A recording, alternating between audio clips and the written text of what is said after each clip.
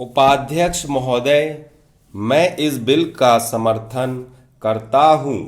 मुझे प्रसन्नता है कि कृषि मंत्री महोदय एक बिल लाए हैं, लेकिन दुख है कि जैसा बिल लाया जाना चाहिए था वह नहीं आया। मुझे खुशी है कि मंत्री महोदय ने बड़ी हिम्मत से यह बिल पेश किया है, परंतु कुछ सदस्यों ने आज इसका विरोध किया है।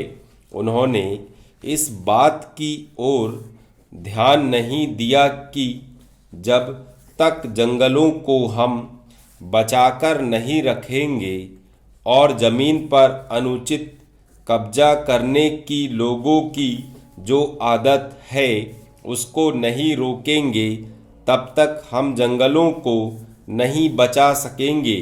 हमारे सामने देश की जो एक अन्य सबसे बड़ी समस्या है वह है बेरोजगारी।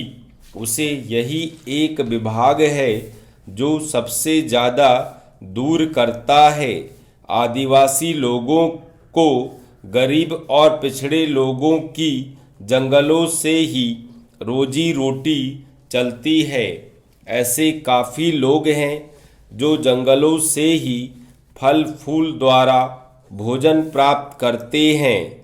मैं इस विषय में मंत्री महोदय का ध्यान आकृष्ट करना चाहता हूँ।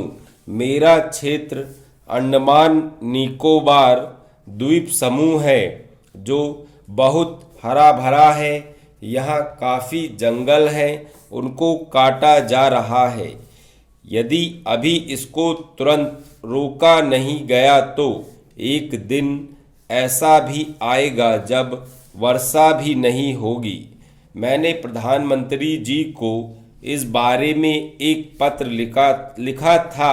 उसमें मैंने कहा था कि हमारे यहाँ जंगलों की देख रेख के लिए कुछ व्यवस्था की जाए। इसके बाद एक समिति बनी जिसको वहाँ जाकर सारी चीज़ों को देखना था तथा उसकी सिफारिश के अनुसार वहाँ काम होना था। इस समिति को बने हुए 6-7 महीने हो गए हैं, लेकिन यह समिति आज तक वहाँ नहीं जा सकती है। झगड़ा क्या है?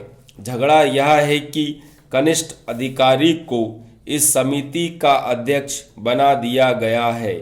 जो वरिष्ठ अधिकारी हैं वे कहते हैं कि हम इसके नीचे कैसे काम करेंगे, उनके साथ कैसे जाएंगे।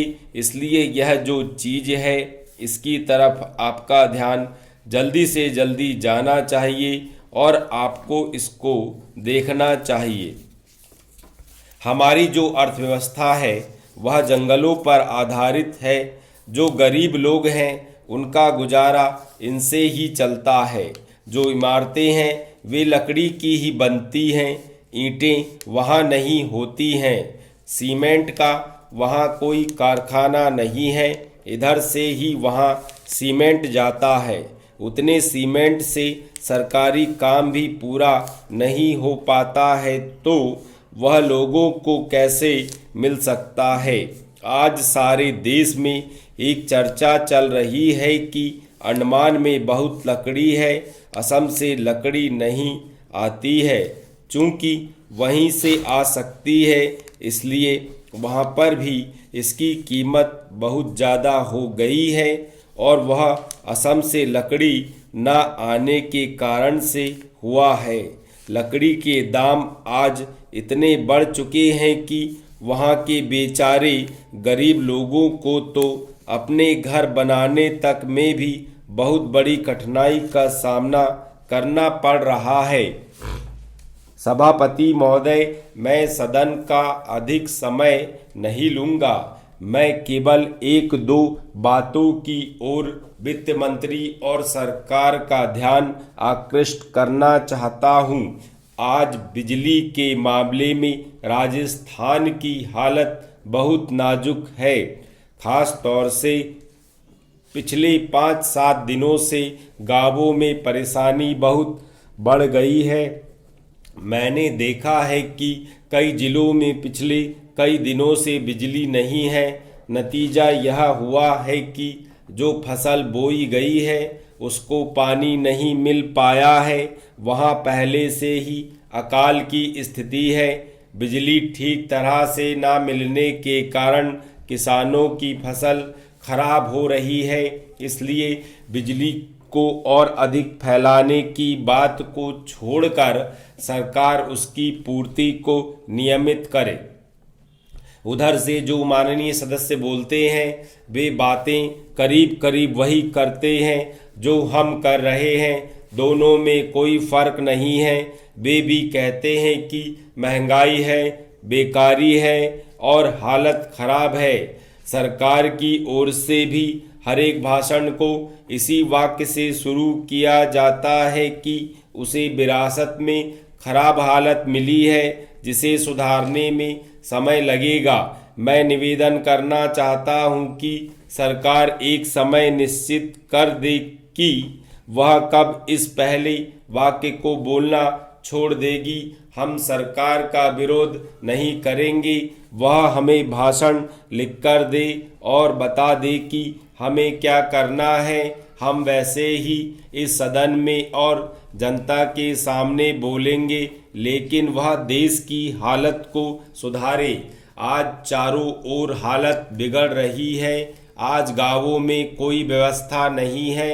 सरकार हम लोगों को कब तक दोष देती रहेगी। यदि हालत ना सुधरी तो वे लोग भी डूबेंगे, हम लोग भी डूबेंगे और लोकतंत्र भी डूबेगा।